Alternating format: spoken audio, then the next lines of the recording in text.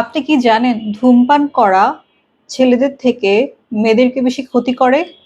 ৫ টি কারণ তুলে ধরি। প্রথমত, এটা মেয়েদের মেনোপজ অর্থাৎ মেয়েদের মাসিক যখন বন্ধ হয়ে যায়, এটা জলদি হয়। নরমালি একটা মেয়ে যদি ধূমপান করে, তার মেনোপজটা দেখা যায় ২-৩ বছর আগেই হয়। এ থেকে তার অনেক ধরনের হার্ট প্রবলেমও হতে পারে এবং সেক্সুয়াল ডিসফাংশন হতে পারে অনেক। দ্বিতীয়ত, এটা মানুষের মেনস্ট্রুয়াল সাইকেলেও প্রভাব পড়ে।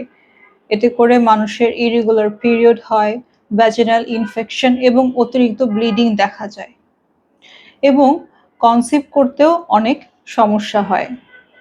৩ নাম্বারটা বলি যে কনসিভ করতে প্রবলেম হচ্ছে, তা দেখা যাচ্ছে যে নরমালি একটা মেয়ে যে ধূমপান করে না সে যত ইজিলি মানে কনসিভ করতে পারে, গর্ভধারণ করতে পারে, যে মেয়ে ধূমপান করে তার করতে বেশি টাইম লাগে অথবা কষ্ট হয়। ইভেন সে কনসিভ করার পরও অনেক ধরনের সমস্যায় ভোগে এবং মিসক্যারেজের চান্সটাও বেশি থাকে। আচ্ছা, এবার ৪ নম্বর রিজন বলবো স্কিন। মেয়েদের স্কিন ছেলেদের স্কিনের তুলনায় বেশি নমনীয়। তো ধূমপান করলে কিন্তু মেয়েদের রিঙ্কেল, তারপর স্কিন ঝুলে যাওয়া, মানে স্কিনটা বুড়িয়ে যাওয়া, তারপর হচ্ছে স্কিনে বেশি দাগ পড়ে যাওয়া, এই ধরনের জিনিসগুলো বেশি হয়। এবং শেষ কথা চুলের ব্যাপারটা বলি।